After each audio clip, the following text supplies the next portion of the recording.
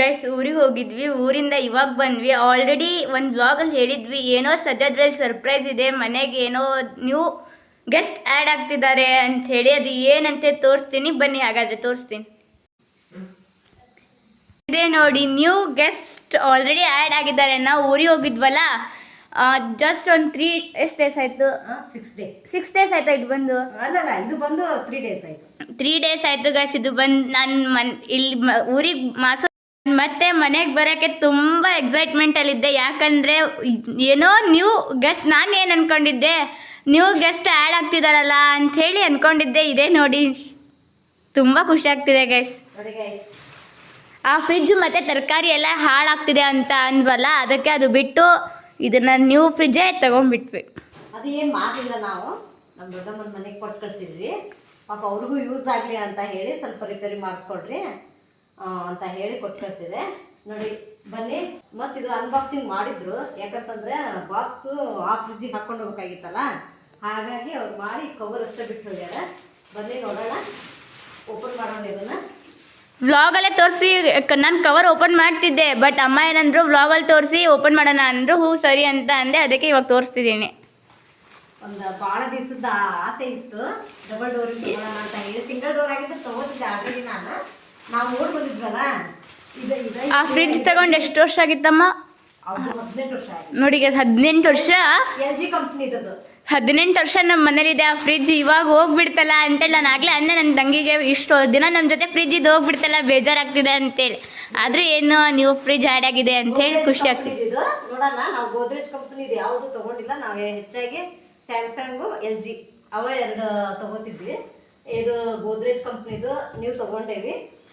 ನೋಡೋಣ ಯಾವ ರೀತಿ ಬರುತ್ತೆ ಅಂತ. ಇಷ್ಟೋ ತನಕ ಎಲ್ಲಿ ಸೆಟ್ ಮಾಡಬೇಕು ಅಂತಲೇ ಯೋಚಿಸ್ತಿದ್ವಿ. ಅಲ್ಲಿದು ಇದೆ. ಹೌದಲ್ಲ, ಜಾಯಿಂಟ್ ಮಾಡೋಣ. ಬನ್ನಿ ಇದನ್ನು ಸೆಟ್ ಮಾಡಿದ್ಮೇಲೆ ಓಪನ್ ಮಾಡೋಣ ಅಂತ.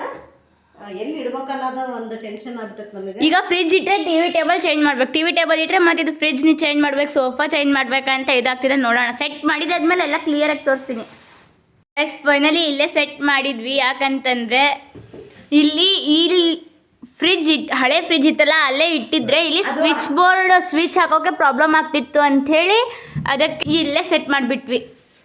ನೋಡಿ, ಇನ್ನು ಇವಾಗ ಓಪನ್ ಮಾಡಲ್ಲ, ಸಾಮಾನೆಲ್ಲ ಇಟ್ಟಾದ್ಮೇಲೆ ಕ್ಲಿಯರಾಗಿ ಒನ್ ಟೈಮ್ ತೋರಿಸ್ಬಿಡ್ತೀವಿ. ಅಲ್ಲಲ್ಲ ಅದೇ ಫೈನಲ್ ಲುಕ್ ನೋಡಿ. ಅವು 2 ಆ ಕಡೆ ಇಡ್ರಿ, ಇದನ್ನ ಈ ಕಡೆ ಇಡ್ರಿ. ಸೋಫಾದೇ ಪ್ರಾಬ್ಲಮ್ ಇವಾಗ. ನನ್ನ ತಂಗಿ ಅನ್ಬಾಕ್ಸಿಂಗ್ ಮಾಡ್ತೀನಿ ಅಂತ ಬಂದರು, ಇನ್ನೂ ಸಾಮಾನು ಇಟ್ಟಿಲ್ಲ. ಅವ್ರಿಗೆ ಅರ್ಜೆಂಟ್ ಇದೆ ಇವಾಗ ಅದನ್ನು ಓಪನ್ ಮಾಡೋದು, ಅವಳೇ ಮಾಡಲಿ.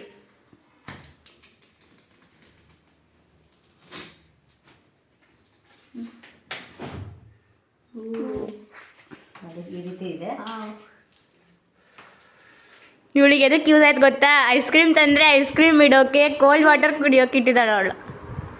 ಅವಳಿಗೋಸ್ಕರ ನಾವು ತಂದಂಗೆ ಆಯ್ತು. ಯಾಕಂತಂದ್ರೆ ನಮ್ದು ಅದು ಫ್ರೀಸರ್ಗೆ ಹೋಗಿತ್ತಲ್ಲ, ಹಾಗಾಗಿ ಫುಲ್ ವೈಟ್. ಅಮ್ಮ ಇಲ್ಲೆಲ್ಲ ಬೆಂಡ್ ಹಾಕಿದ್ದಾರೆ. ಬೆಂಡ್ ಯಾವುದು? ಥರ್ಮಾಕೋಲ್. ತೆಗಿಲ ಆಮೇಲೆ ತೆಗೋಣಂತ ಅವನ್ನೆಲ್ಲ. ಇಲ್ಲಿ ಬೆಂಡ್ ಈ ಕಡೆ ಸ್ವಲ್ಪ ಸರ್ಸಿದ್ರೆ ಆಯ್ತು ತಗೋ. ಸ್ವಲ್ಪ ಸರಿಸ್ಬಿಟ್ಟೆ ಅದನ್ನು ಸರ್ಸ್ತೀವಿ ಅಂತ ಮೇಲೆ. ಎಷ್ಟು ದಿನದ ಆಸೆ ಗೊತ್ತಾ ನಮ್ಮ ಮಮ್ಮಿಗೆ, ಫ್ರಿಜ್ ತಗೋಬೇಕು. ಫ್ರಿಜ್ಜಿನ ಸಂಬಂಧ ಯಾಕಂತಂದರೆ ಸುಮ್ಮನೆ ತರಕಾರಿಗೆ ದುಡ್ಡು ಹಾಕೋದು ವೇಸ್ಟ್ ಮಾಡೋದು, ದುಡ್ಡು ಹಾಕೋದು ವೇಸ್ಟ್ ಮಾಡೋದು ಇದೆ ಜಾಸ್ತಿ. ಏನು ಐಟಮ್ಸ್ನ ತಿಂದಿಲ್ಲ, ಬರೀ ವೇಸ್ಟ್ ಮಾಡೋದೇ ಜಾಸ್ತಿ ಆಗಿದೆ ತಿನ್ನೋಕ್ಕಿಂತ. ಅದ್ರ ಸಂಬಂಧ ಫ್ರಿಜ್ ತಗೊಂಡಂಗೆ ಆಯಿತು. Plate ice cubes. ಹಾಂ, ಐಸ್ ಕ್ಯೂಬ್ಸಿನ ಪ್ಲೇಟ್.